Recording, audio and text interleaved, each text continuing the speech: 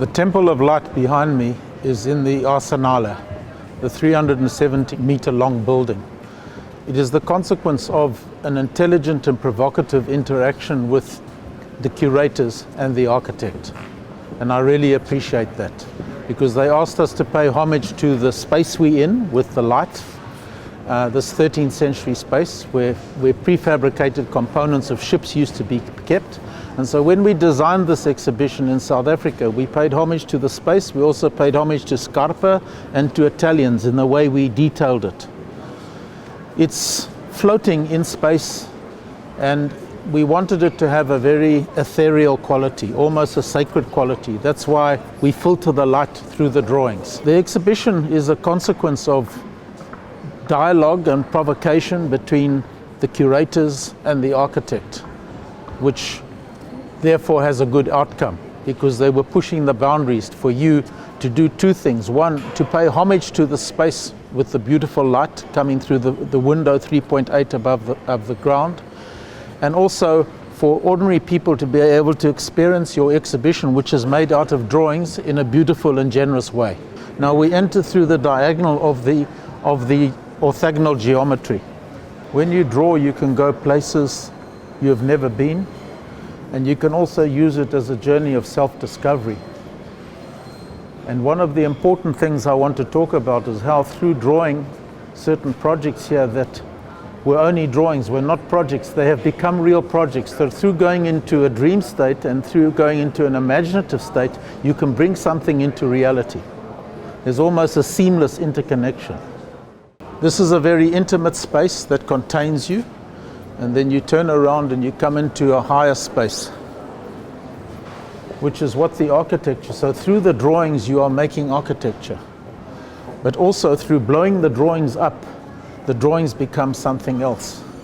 And although the drawings seem to be imaginary, if you turn around and have a look at this screen here, when you leave you see that certain of the projects are real.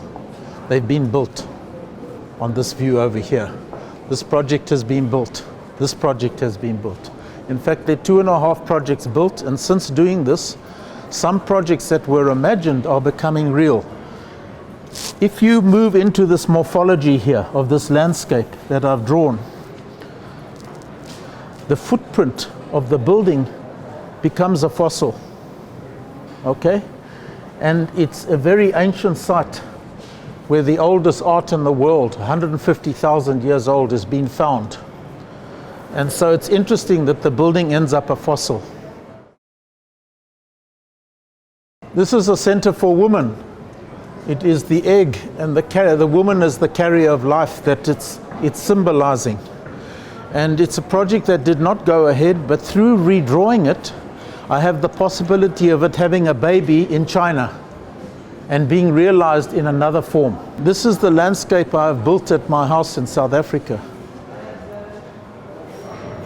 People say that everything I've ever done in my architectural career is in this landscape and is in my house, because it's very intimate. And the beauty of drawing is that drawing takes you into the subconscious and it accesses your autobiography, and we know that 90 to 95% of what we do is intuitive. And these are projects that are being realized in China, the big landscape over there and photographs of it actually becoming real. And what's happening is you'll find that whereas one project that's not realized here is becoming realized in a different form in China. These are travel sketches on site in China, which is now growing a building. So it's the question of how, through entering into a relationship with your subconscious and a landscape, it becomes real. And amazingly, all of this is built. And this is just being completed, being built. And I'm going on journeys that I never went on before, due to attracting the right clients into your existence, where you, at a legacy level, can start actually realizing exceptional dreams. Here we try to pay tribute to Scarpa, because this is how Italians detail things. They stop it from the end. They have that beautiful sensibility. So we're showing you that we're paying homage to those sensibilities. The idea of putting the drawings on foil and borrowing the light of the window, it makes organic shapes that are plans dance with one another, which I think is very important. And the one overlaps the other. And then if you move through, you get the artificial light inside the actual exhibition, so you get some borrowed light. But it almost becomes like a Bushman painting, where the plans themselves take on a life of their own, because they're beautiful abstractions.